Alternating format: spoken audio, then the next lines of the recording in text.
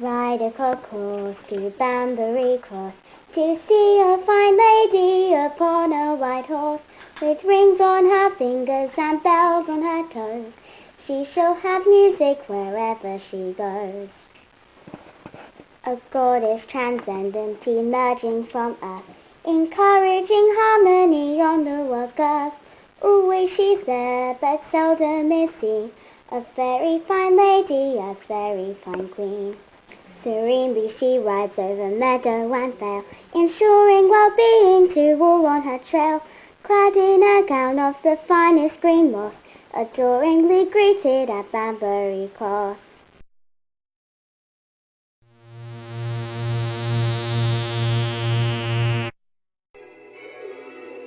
Oh, we're back.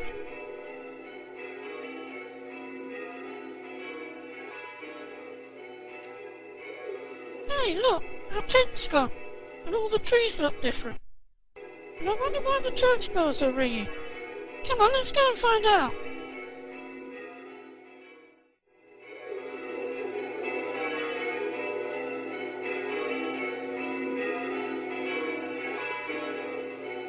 Hey, look at that car. I haven't seen one like that before, have you? Oh, some people coming up here, look.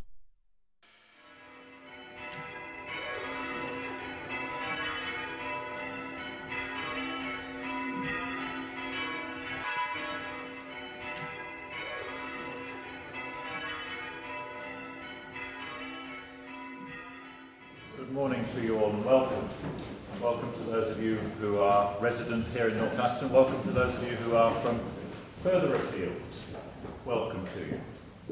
We're gathered here to remember those people and memories from the early 1940s. And in our gathering here, we are gathered in this place, which is dedicated to God. And the God who is, and was, and is to come, our help and our hope. And it is with that in mind we sing our first hymn. It's number 5.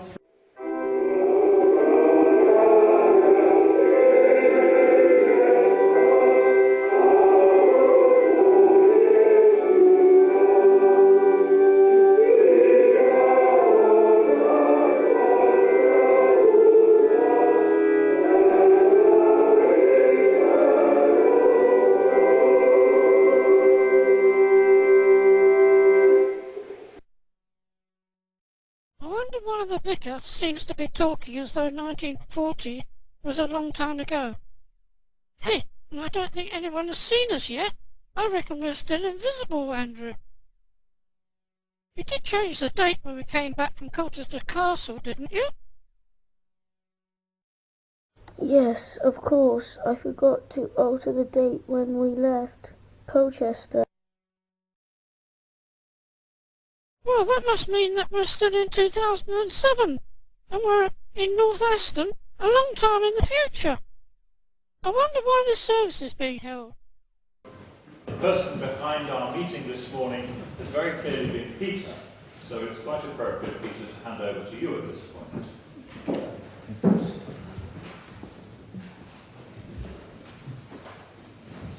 Good morning, everyone. The last time I was allowed to make a vocal contribution in St Mary's was when I was a choir boy here during 1944, but my voice has deepened a little since. On a more serious note, at this moment in time, exactly 63 years ago, a unit of American servicemen who had been billeted here in the grounds of North Aston Hall were sacrificing their lives on the beaches of Normandy on D-Day. As a 9-year-old evacuee staying at the hall, I had briefly met them a few days before when we made friendly exchanges. They always responded generously to the familiar call of "Got any gum, chum?" It was not until recent years that I learned that they'd all lost their lives on that day.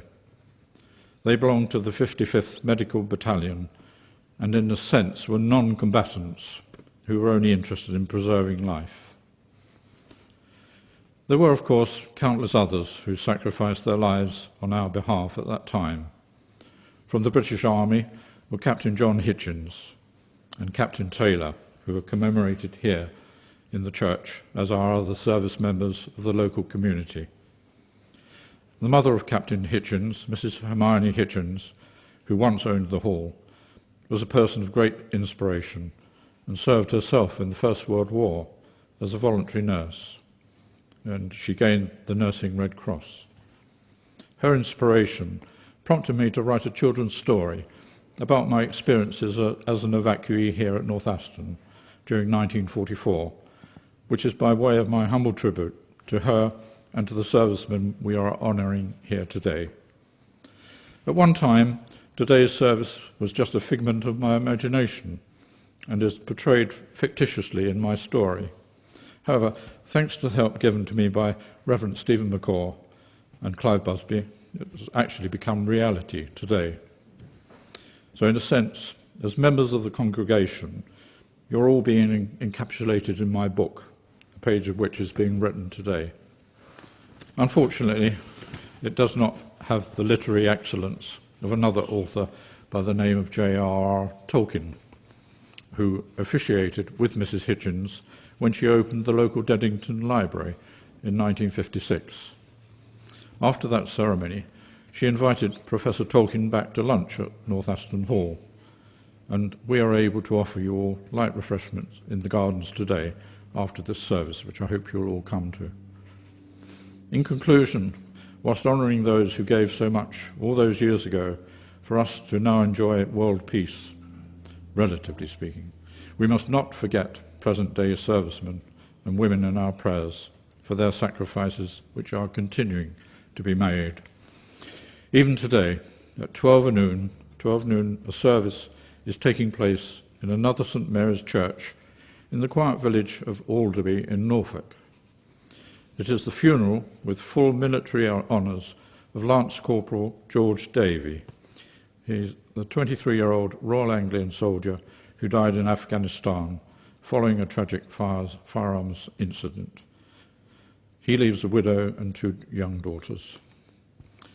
The toll of fatalities among British forces personnel in Afghanistan since the start of operations in November 2001 is now 57.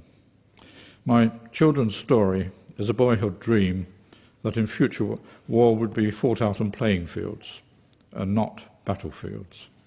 And to a large extent, this has happened in my lifetime due to the sacrifices made by others.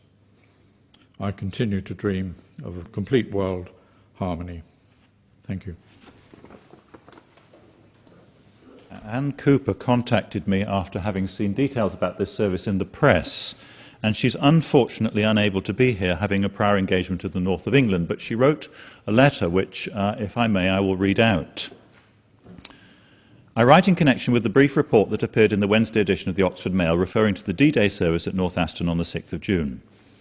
My parents formed a very close friendship with one of the young men who lived under canvas just along the Middle Aston Road, approximately where Nicholson's nurseries are now established. My mother had 5 brothers on active service, one being a POW captured at Dunkirk at just 19 years of age. The hopes of a landing in Europe raised expectations that war would end, and that POWs, together with all our active servicemen, would come home. As a direct consequence, and reflecting our personal circumstances, a young American became a regular visitor to our house and enjoyed the hospitality that the family were able to give. I am unable to recall his name, but clearly remember that unlike the majority of the soldiers, he did not smoke or drink. His father was, I believe, a Methodist minister. My family lived in the station house at Somerton. My father was the station master. The house was opposite to the village pub, well used by the Yanks while the beer supply lasted. Our friend had a wind-up, portable gramophone and records which he played. He found living under canvas difficult, and in particular worried about his personal laundry, and as a consequence my mother did this for him. My lasting memory is of a jeep arriving quite late one evening, the young man rushing to the door and requesting his laundry. Mum, being mum, said that she had not had sufficient time to air the clothes. But he put his arms around her and said, "Where we are going, that will not matter." We both got a kiss, and I was requested to keep safe his gramophone and records, with an assurance that he would return to visit and collect them.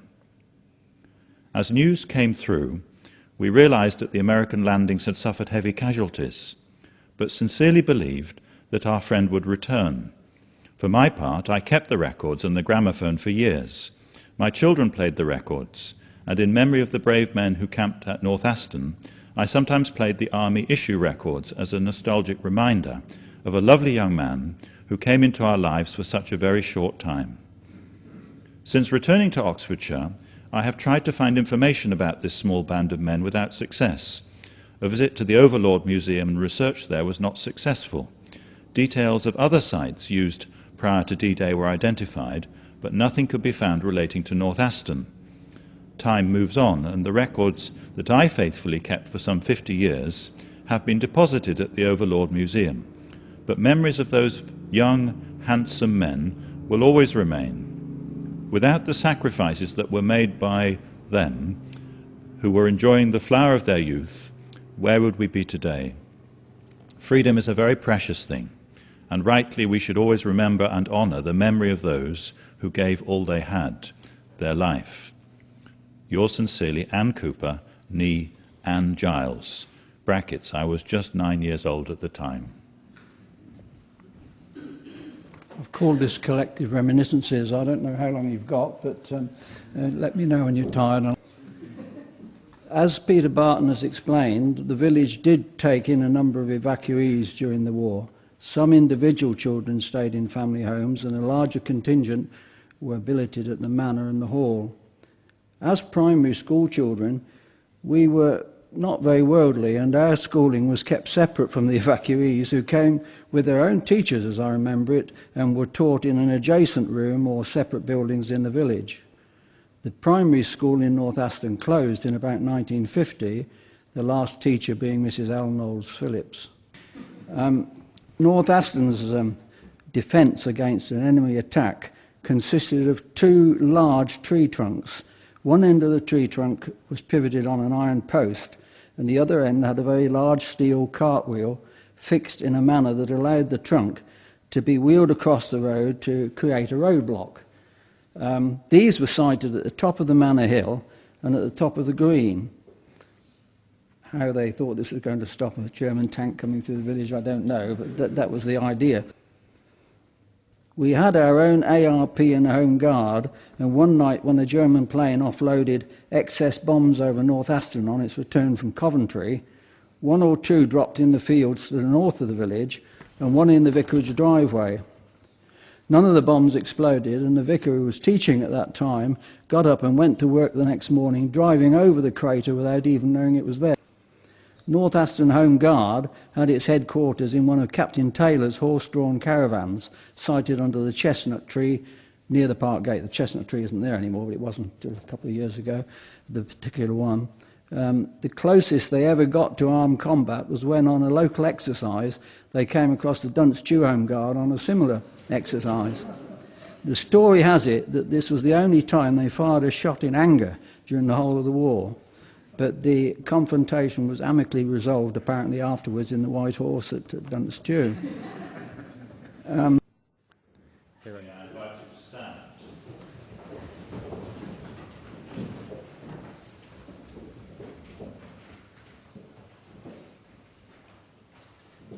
We remember in this act of remembrance those from the local community of North Aston who gave their lives in the Second World War.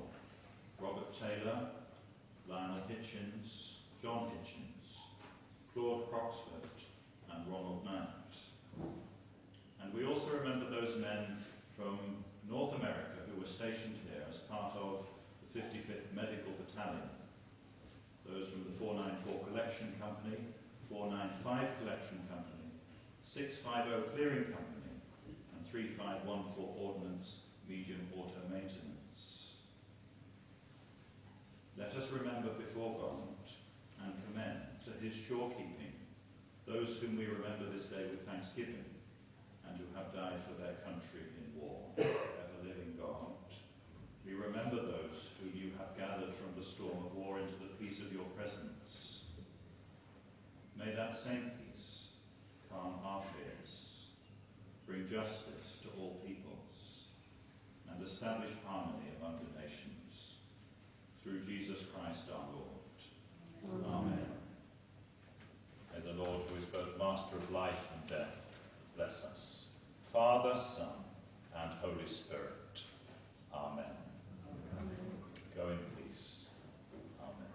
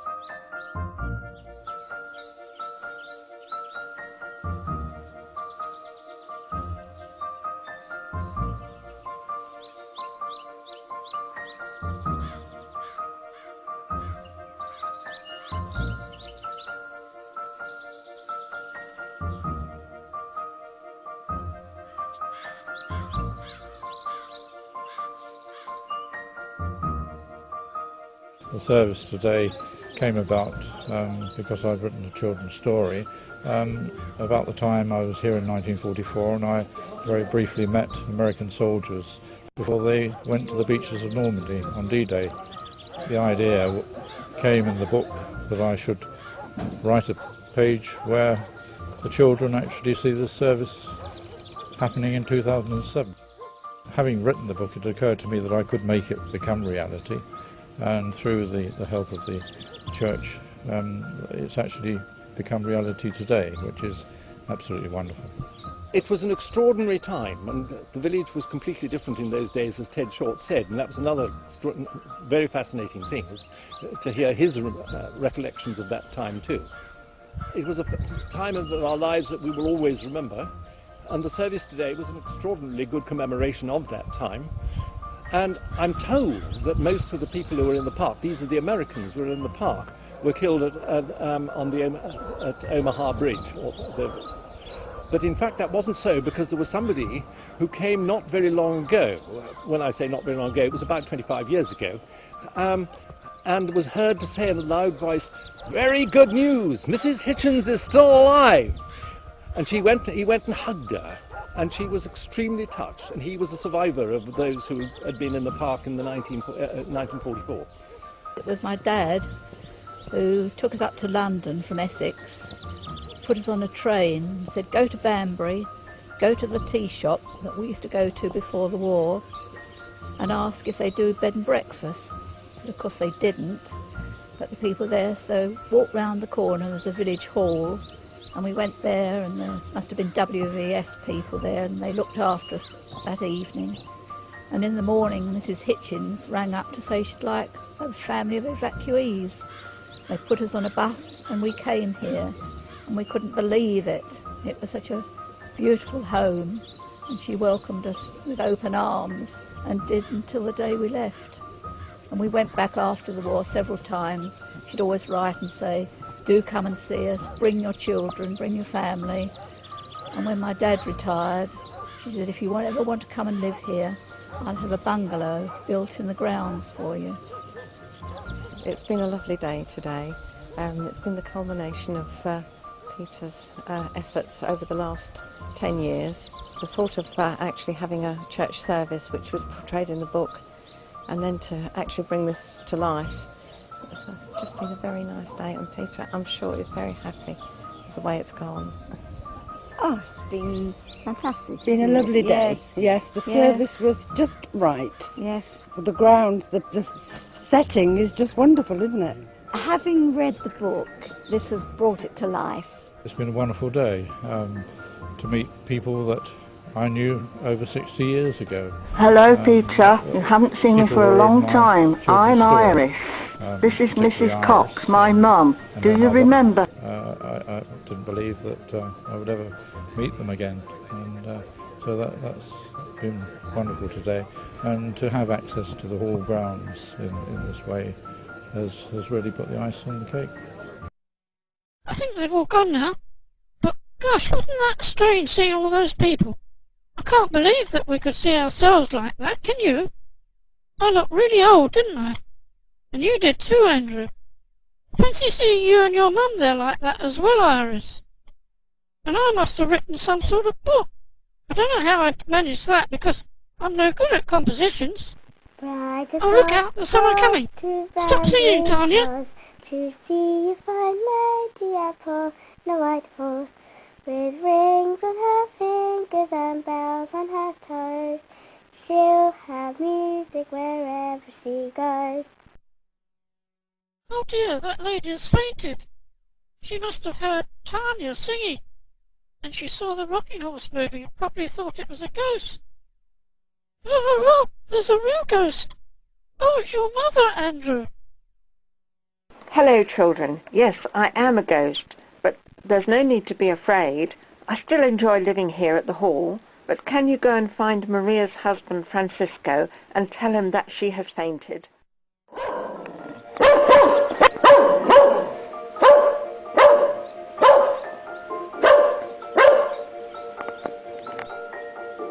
Oh, I reckon old Scamp must have jumped on us and pulled our arms apart.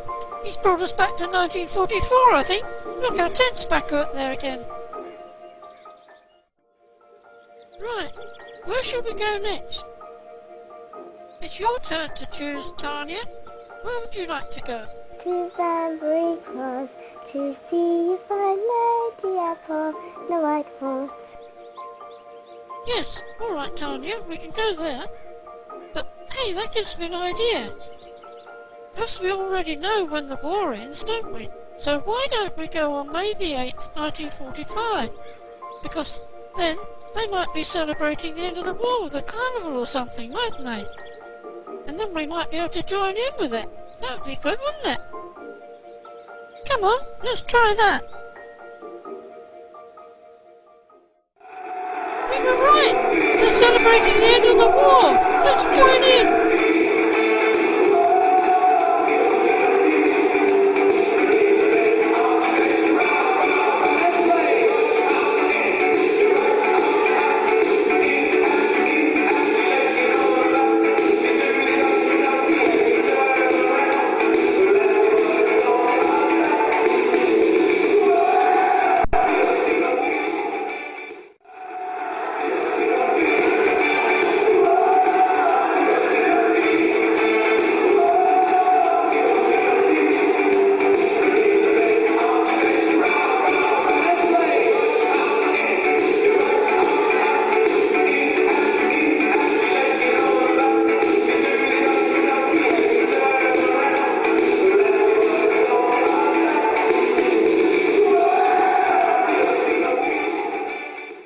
Children, my name is Auntie Susan. Come along, don't be shy. We've got lots of lovely food and drinks for you at our street party. Just sit yourselves down. Now, who'd like a party hat?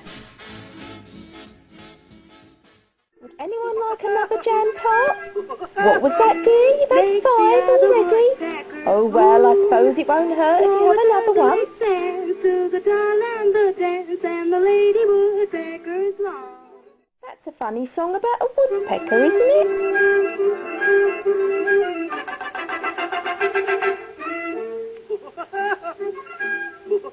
Oh, you're spelling the rain everywhere. You are being funny. Yeah, he's a pecker all day long. He pecks a few holes in a tree to see if a redwood's really red. There's nothing to him on the tiniest wind to peck a few holes in your head. Oh, ho, ho, oh, ho, ho, that's the woodpecker tune. Oh, ho, ho, oh, ho, ho, that's the other woodpecker's tune. So to make sense to the dance, what woodpeckers long. Oh, ho, oh, ho, that's the woody woodpecker song.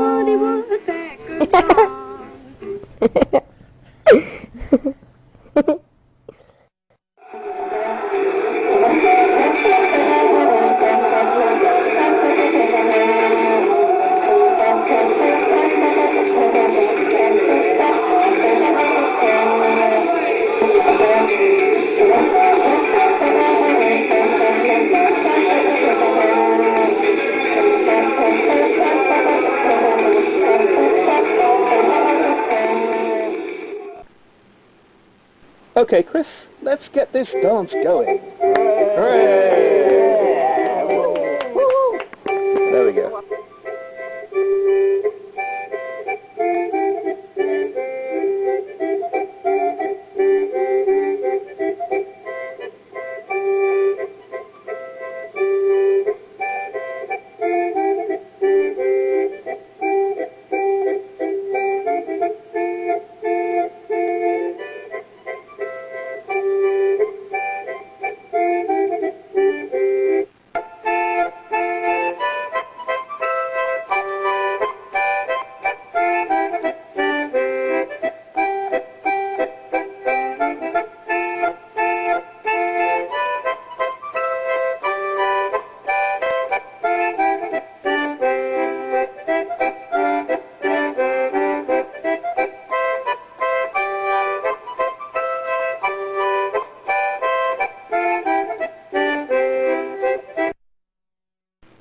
Oh, hello there. I bet you didn't know I couldn't Morris dance, did you? Well, I only went wrong a little bit, didn't I? I didn't do too bad. Anyway, everyone's so happy the war's over, and they're really enjoying the VE Day celebrations here in Banbury and everywhere in the world as well. Well, this here film is almost over, and I hope you've enjoyed it. I do like an happy ending, don't you?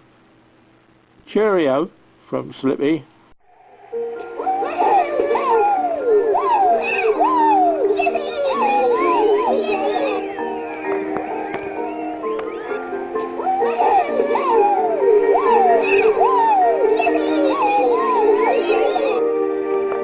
Oh, it's Mother! Mother! Mother!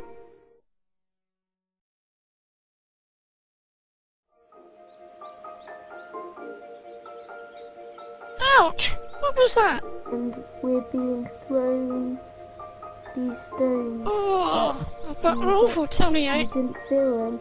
I wish I hadn't eaten those mushrooms. I've had a really strange dream that started with us finding a Roman goddess mosaic, which we could fly on. And we caught some spies who were trying to get another flying machine called a Pyramidion, which we found. And the king rewarded us at Buckingham Palace because we helped to win the war. But the war hasn't ended yet. No, but I know it will be next year, because it was in my dream. Well, dreams are not always true, but I hope you're right anyway. Look over here, it's a mosaic. Hey, yes! That looks exactly like the horse on the flying mosaic in my dream. Oh, and your mother is a goddess who rides on a white horse to Banbury Cross every year, Andrew. Struth.